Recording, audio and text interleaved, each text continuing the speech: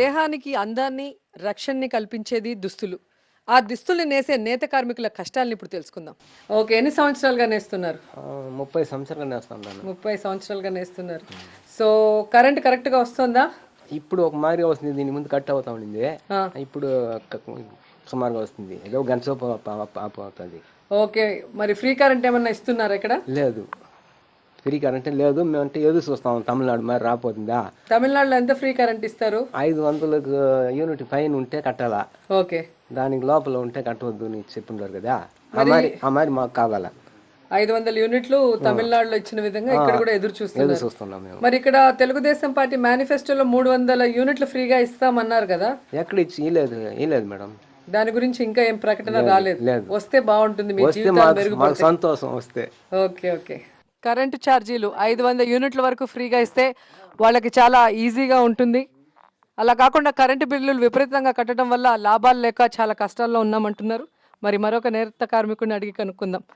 Okay, మీరు చెప్పండి, మీకు ప్రభుత్వం నుంచి ఏం కావాలని కోరుకుంటున్నారు? ప్రభుత్వం నుంచి మాకు వచ్చి నాకు 70 సంవత్సరాలు అవుతుందమ్మా. పెన్షన్కి ఎదురు చూస్తున్నాను. 65 సంవత్సరాలు ఉంటేనే మీకు కంపల్సరీ వస్తుంది అంటున్నారు. కానీ నేత కార్మికులకి 50 అని మేనిఫెస్టోలో చెప్పి ఉన్నారు. కానీ కార్డు మాకు ఇంతవరకు మాకు ఇష్యూ చేయలేదు. మాకు ఎటువంటి కార్డులు మాకు రాలేదు. అంటే గుర్తింపు కార్డులు ఇవ్వలేదు కాబట్టి మీకు పెన్షన్లు రాలేదమ్మా. ఇప్పుడు తమిళనాడులో కార్డులు గిడ్లు ఏమి లేకుండా 76 నేతగాళ్ళకి 50 సంవత్సరాలు ఉంటే ఆటోమేటిక్గా వాళ్ళే కార్డు రెడీ చేస్తున్నారు. డోర్ టు డోర్ ఇచ్చేస్తున్నారు. ఒక కుటుంబానికి ఒక నేత కార్మికుడికి పెన్షన్ తప్పనిసరిగా 1000 రూపాయలు అందజేస్తున్నారు. యాక్చువల్గా ముందు మీరు చూస్తే 45 సంవత్సరాలకే పెన్షన్ ఇస్తూ ఉన్నారు, కానీ ఇప్పుడు అది 50 సంవత్సరాలకు చేశారు. అది నేత కార్మికుల కంటేనే 50 అన్నారు. కానీ ఇంతవరకు ఏ నేత కార్మికులకి 50 సంవత్సరాలకి ఇంతవరకు ఇవ్వలేదు. అది అట్లా ఒక నా నేత కార్మికుడు అంటే కార్డు ఉంటే తెచ్చుకోమంటున్నారు. కార్డు మాకు ఇష్యూ చేయలేదు కాబట్టి మాకు కార్డు లేకుండా అల్లాడుతున్నాం. ఓకే, మరి చేనేత కార్మికులకి రుణాల మాఫీ అని చెప్పారు. మరి మీకేమైనా రుణమాఫీ జరిగిందా? మాకు పౌరుల వాళ్ళకి రుణమాఫీ ఇంతవరకు ఇవ్వలేదు. ఒకవేళ ఇంతకుముందు డబ్బా మిషన్లు దాంట్లో పెట్టుకున్నారని ఇచ్చారు, కానీ దాన్ని రద్దు చేయలేదు. చేశారు, మేనిఫెస్టోలో చెప్పారు, కానీ మాకు ఎటువంటి రుణమాఫీ ఇంతవరకు జరగలేదు.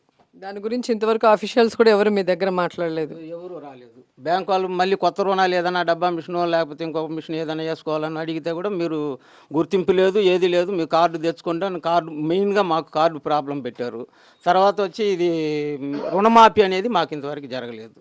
ఓకే, మరి గుర్తింపు కార్డులు తమిళనాడులో లాగా వాళ్ళే ఇంటింటికి వచ్చి సర్వే చేసి ఒక్కొక్క కార్డు ఇస్తే మాకు ఉపయోగంగా ఉంటుంది. కార్డు లేకపోవడం వల్ల ఫింక్షన్స్ లేవు, లోన్స్ కూడా రావట్లేదని నేత కార్మికులు చెప్పడం జరుగుతుంది. మరో నేత కార్మికుడిని అడుగుదాం. మరి ఎన్టీఆర్ గారు ఉన్నప్పుడు జనతా వస్త్రాలను పెట్టడం జరిగింది.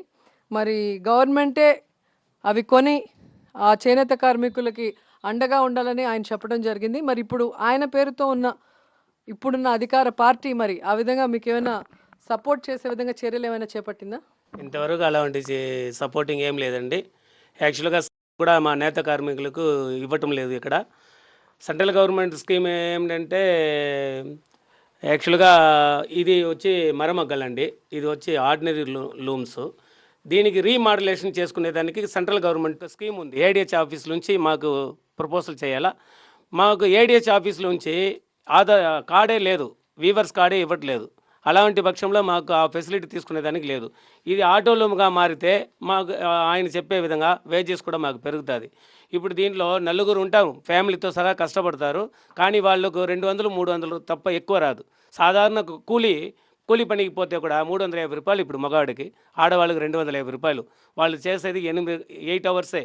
కానీ మా జాతిలో ఉండేవాళ్ళు వీవర్స్ కమ్యూనిటీ ఎక్కువ ఉండే కాన్స్టిట్యూషన్ నగిరి కాన్స్టిట్యూషన్. ఆంధ్రప్రదేశ్లో 37,000 పౌరులు మరమగాలు ఉందంటే దానిలో పుత్తూరు నగిరి కాన్స్టిట్యూషన్లో మాత్రం 27,000-28,000 మరమగాలు ఉంది. నేత కార్మికులు కనీసం ఈ ఏరియాలో మాత్రం 60,000 ఓటర్స్ ఉంటారు నేత కార్మికులకు అనేటప్పుడు మరమగాలు ఉండే వాళ్ళకు ఏ ఫెసిలిటీ ఇక్కడ లేదు.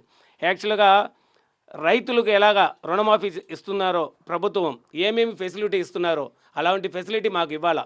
మేము కూడా ఎలాగ ఎడుదును పెట్టుకొని రైతు కొద్దిగా ట్రాక్టర్ పెట్టుకొని డెవలప్మెంట్ అయినాడో అలాగనే మేము కూడా హ్యాండ్లూమ్లోంచి పెడల్లూమ్కి పోయినాము, పెడల్లూమ్లోంచి పవర్లూమ్కి వచ్చినాము, పవర్లూమ్లోంచి డ్రాబాక్స్ అనే ఆటోలూమ్కి వచ్చినాము. అలాంటి కష్టపడే వాళ్లకు రైతులని ఒక్క విధంగా చూస్తున్నారు ప్రభుత్వం. మరమగ్గాలు పెట్టుకొని ఉండే నేత కార్మికులు ఒక విధంగా చూస్తుంది.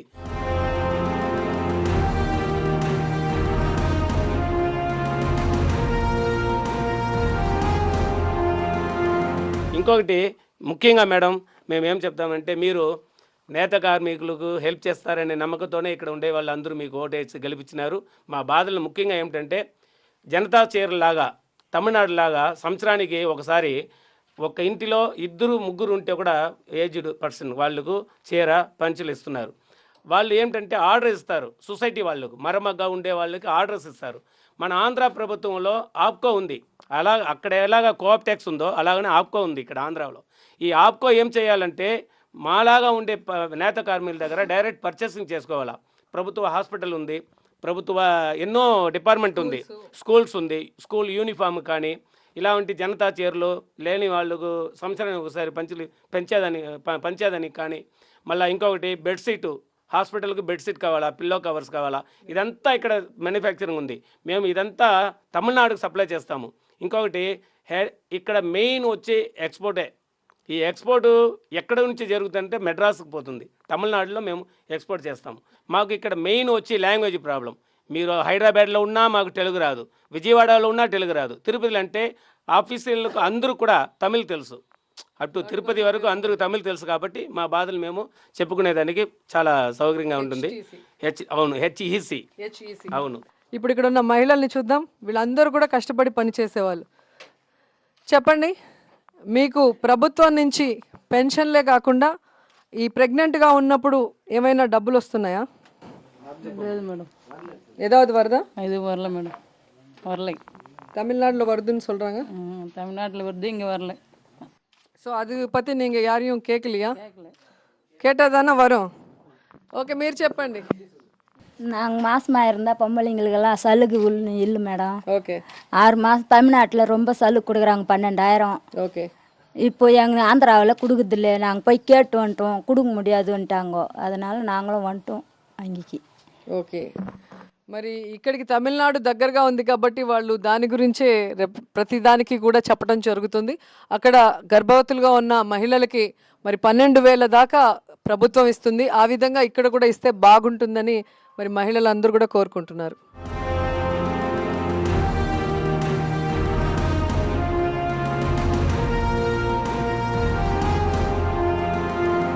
అన్న మీరు చెప్పండి. చూడండి ఎంత అందమైన పట్టు చీర నేస్తున్నారు. మరి మీ జీవితం ఎలా ఉంది? మాకు ఏమి కూలి గిట్టడం లేదు, మాకు లోన్స్ ఏం లేదు, మాకు ఏ ఆధారం లేదమ్మా మా పరిస్థితి. అంటే మీకు సొసైటీస్ ఉన్నాయి కదా, అన్ని రకాల సపోర్ట్. సొసైటీ కానీ మేము సొసైటీలో నెంబర్ని డైరెక్టర్ని ఇన్ని కానీ ఏమి 1 రూపాయి కూడా మాకు ఇచ్చేది లేదు. సంతకాలు పెట్టుకుంటారు, మొత్తం పోయి ఏడి ఆఫీస్కి పోతారు, వాళ్ళ పని వాళ్ళు చేసుకుంటారు. రూపాయి కూడా మాకు ఇచ్చేది లేదు. వచ్చే డబ్బులన్నీ వాళ్ళే తీసుకుంటారు. చేనేత కార్మికులకు తోసేస్తారు కదా, అది కూడా వాళ్ళే తీసుకుంటారు. మాకు ఎవరు రూపాయి. అంటే మీరు ఓన్లీ కూలీలాగా అయిపోయారు. అంతే, కూలి బ్రతుకే మా బ్రతుకు. ఓకే, మరి ఎన్ని గంటలు నేస్తారు ఒక చీర రెడీ అవ్వాలంటే? నేను 2 రోజులు నేస్తానమ్మా ఒక చీర. ఎంత ఇస్తారు ఒక చీరకి? ఒక చీరకి మాకు 150 రూపాయలు పడుతుంది. రంగురంగుల బట్టలు మనం చూడాలి అంటే ఆ నూలుకి రంగులు అద్దాలి. మరి అలాంటి డైయింగ్ యూనిట్స్లో ఉండే ప్రాబ్లమ్స్ గురించి ఇప్పుడు తెలుసుకుందాం. చెప్పండి. ఇక్కడ డైయింగ్ వల్ల చాలా పొల్యూషన్ వస్తుంది అని చెప్పి కొంతమంది కంప్లైంట్ చేస్తున్నారు. అదే మేడం, ఇప్పుడు మేము 6 ఇయర్ ముందు పోయి వైఎస్ రాజశేఖర రెడ్డి కలిసినాం. అప్పుడు మన ఏరియాలో వచ్చి చాలామంది రంగునీళ్ళు వస్తారని పిటిషన్ పెట్టినారు. అప్పుడు జనాలు వచ్చి మాకు దీనివల్ల తాగే నీళ్ళు మాకు సరిపోతాయని చెప్పినారు. మళ్ళీ మేము పోయి ఆయన వైఎస్ రాజశేఖర రెడ్డి కలిసినాము. అప్పుడు మేము కౌన్సిలర్గా ఉన్నాము.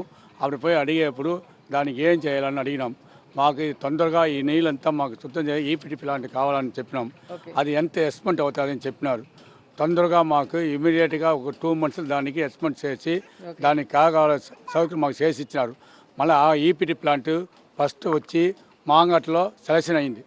మాంగట్ సెలక్షన్ అయిన తర్వాత మళ్ళీ టీడీపీ ఎమ్మెల్యే వచ్చిన తర్వాత ఈ మొదలయారు నీళ్ళంతా అక్కడ వచ్చేది దేనికి ఇక్కడ పెట్టాలని మళ్ళీ అది క్యాన్సిల్ అయిన తర్వాత మన ఊరు చింతలపట్టికి మళ్ళీ అది పెట్టేదానికి వచ్చింది. దేనివల్ల? ఈ ఈపీటీ ప్లాంట్ వల్ల ఈ వాటర్ అంతా కూడా క్లీన్ చేయటం వల్ల ఆ రంగు నీళ్లు భూమిలోకి వెళ్ళి ఎవరికి ఇబ్బంది లేకుండా ఉంటుంది. సో అది తొందరగా ప్రారంభించాలని కోరుకుంటున్నారు. ఇప్పుడు దానివల్ల మనకు చంద్రపట్ల పెట్టినారు. పెట్టింది సత్రవాడ, కేవీఆర్ పట్టే, ఏకాంగపురం, పులిపేట, చింతలపట్ల. ఆ యూనిట్ ఉంది చింతలపట్ల. అప్పుడు చాలా గొడవ జరిగింది. మన ఊరు అంతా అన్ని నీళ్ళు వచ్చి ఇక్కడ పడుతుందని, అది సహజం. బయట ఉండేవాళ్ళు నీళ్ళంతా వచ్చి ఇక్కడ పడితే ఒక ఊరు ఉండేవాళ్ళు అడిగినారు. దాని పెద్ద పెద్ద ధర్నాలు అడిగింది. ఆ ఉభయం ఇప్పుడు తలస్తుంది జనాలకు. ఆ ఈపీటీ ప్లాంట్ లేకుండా పోతే మా మగ్గం ఒక్కటి కూడా పోదు. ఆ ఈపీటీ ప్లాంట్ తొందరగా రన్ అవుతే మన మంచినీళ్ళు దాని చెరువుకు యూజ్ చేసుకోవచ్చు. ఒక రోజుగా ఈపీటీ ప్లాంట్ రన్ అవుతే 40 lakhs లీటర్ పర్ డేకు క్లియర్ అవుతుంది. ఇప్పుడు మీకు నూలు కానీ కెమికల్స్ కానీ సబ్సిడీ ఏమైనా ఇస్తున్నారు? ఏమి లేదు మేడం, మాకు నూలు సబ్సిడీ లేదు. అదేపోల డైస్ ఎక్కువ పోతా ఉంది, రేటు ఎక్కుతుంది దిగుతుంది. మాకు సబ్సిడీ ఏం లేదు. మాకు వచ్చి ఇప్పుడు నూలు ఎక్కితే మాకు ఏం ప్రైస్ ఎక్కించలేదు.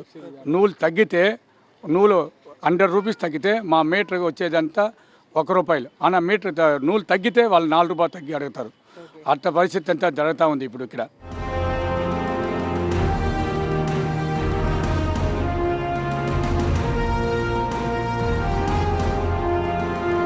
చేనేత కార్మికులకైతే పెన్షన్లు ఇస్తున్నారు, గుర్తింపు కార్డులు ఇస్తున్నారు. కానీ పవర్ లూమ్స్ అనగానే కొంచెము చిన్న చూపు చూస్తున్నారని అనిపిస్తుంది. మరి పవర్ లూమ్స్ పెట్టుకున్న మీరందరూ కూడా ప్రభుత్వం నుంచి ఏం కోరుకుంటున్నారు? మా పవర్లూము, హ్యాండ్లూము, పవర్లూమ్ రెండు ఒకటే అమ్మా. మేము వాళ్ళు చేతులు నేస్తారు, మేము కూడా చేతులనే నేస్తాము. మాకేమీ కూలి ఎక్కువ ఇచ్చేది లేదు. ప్రభుత్వం దానికి సబ్సిడీ ఏమీ ఇలా. దానివల్ల మేము చాలా కష్టపడుతూ ఉన్నాం. ఇక్కడ తిండేదానికి తిండి లేకుండా మేము కష్టపడుతూ ఉన్నాం. మేము ఇప్పుడున్న ప్రభుత్వం అధికారంలోకి వస్తే చేనేత పవర్ లూమ్స్ రుణాల మాఫీ అన్నారు. మీలో ఎంతమందికి రుణమాఫీ జరిగింది? రుణమాఫీ ఏమి జరగలేదమ్మా. ఒకే పైసా కూడా ఇవ్వలేదు. ఏమి అడిగి మేము ఇది పోతూ ఉన్నాము. ఇప్పుడు వచ్చే మా ఎమ్మెల్యేని మేము అడుగుతూ ఉంటాం, అమ్మ నేను చేస్తాను, అడుగుతాను సీఎం అని చెప్తా ఉండదు. ఈ సీఎం పని పైన సీఎం వచ్చినాడు, ఏమి చేయలేదు. ముందు ఉండే ముద్దుకృష్ణాడు బాగా తిన్నాడే కానీ ఏమి చేయలేదు, ఒక పని కూడా చేయలేదు. మరి వీవర్స్ కార్డు ఉంటేనే కదా లోన్స్ వస్తాయి, పెన్షన్స్ అనేది వస్తుంది. అయితే వీవర్స్ కార్డు ఇవ్వలేదే, ఏమి ఏది అనుకోలేదు. ఏమంటున్నారు? ఏమి ఏది అనుకోలేదు. ఆడికి పోతే కూడా తిరగ పెడతారు. డైరెక్టర్ ఆఫ్ హ్యాండ్లూమ్స్ పోతే కూడా, ఏడీహెచ్ ఆఫీసులు పోతే కూడా తిరగ పెడతారు. ఇట్లా తిరగ పెడతారే కానీ, ఎందుకంటే ఇప్పుడు మీకు ఏ ఒక్క సహాయం అందాలన్నా ఆ కార్డు అనేది కంపల్సరీగా ఉండాలి. అవును, కంపల్సరీగా ఉండాలా. మళ్ళా ఈ ఇంటర్మీడియట్లో బోర్డ్ ఆఫ్ ఇంటర్మీడియట్ ఎడ్యుకేషన్లో medical lab technician Telugu medium ఉంది అనే. అయితే ఇంతవరకు ఇంగ్లీష్ మీడియం కావాలని ఎన్నో తూర్లు చెప్పాము. అయితే ఇంతవరకు పెట్టలేదు. మేము తమిళ్ మీడియం చదివితే కూడా దాంట్లో పోయి చదివేదానికి, ఇంగ్లీష్ మీడియం చదివేదానికి కూడా మెడికల్ ల్యాబ్ టెక్నీషియన్ పెట్టమంటే ఇంతవరకు పెట్టలేదు. ఎడ్యుకేషన్ మినిస్టర్తో కూడా చెప్పాము, మళ్ళీ ఎమ్మెల్యేతో చెప్పాము. ఎవరి దగ్గర చెప్పినా ఇంతవరకు ఏమీ జరగలేదు. ఓన్లీ తెలుగు మీడియమే ఉంది. మాకు కంపల్సరీగా మీరు ఎడ్యుకేషన్ మినిస్టర్ చెప్పి దీన్ని ఫార్వర్డ్ చేస్తే బాగా మంచిదిగా ఉంటుంది. ఇంతవరకు లేదు. అవసరం అది కావాలా. మా పిల్లలకు మెడికల్ ల్యాబ్ టెక్నీషియన్ పోతే ఇంగ్లీష్ కావాలంటే లేదని చెప్తారు. మరి మీలో లోన్స్ కోసం ఎవరు ఇంతవరకు అప్లై చేయలేదా? అప్లై చేయలేదు సార్ మేడం, ఇవ్వలేదు. కార్డు ఇవ్వలేదు. ఓకే, మరి కార్డు గురించి మీరు ప్రయత్నం చేయాలి కదా. లేకపోతే అన్ని రకాల ₹1000 ఇవ్వండి, 2000 ఇవ్వండి అడుగుతా ఉంటారు. మరి మీకు వచ్చే కూలీకి 1000-2000 ఇచ్చుకోలేని పరిస్థితి లేదు. ఓకే, మరి చూసారుగా చేనేత కార్మికుల కష్టాలు. మనకి అందాన్ని రక్షణ ఇవ్వగలుగుతున్నారు కానీ వాళ్ళ జీవితాలకి రక్షణ లేకుండా పోతుంది. అలాగే వారిని ఓటర్లుగా చూస్తున్నారే తప్ప వారి కష్టాల్ని మంచి మనసుతో, పెద్ద మనసుతో మరి చూడాల్సిన ప్రభుత్వాలు చిన్న చూపు చూడటం వల్ల వాళ్ళు అన్ని రకాలుగా కూడా కష్టాల్లో ఉన్నారు. ఇప్పటికైనా ప్రభుత్వం కళ్ళు తెరిచి వ్యవసాయం తర్వాత ఎక్కువగా ఆధారపడే చేనేత రంగ నేత కార్మికులందరినీ కూడా కాపాడుతారని ఆశిస్తున్నాం.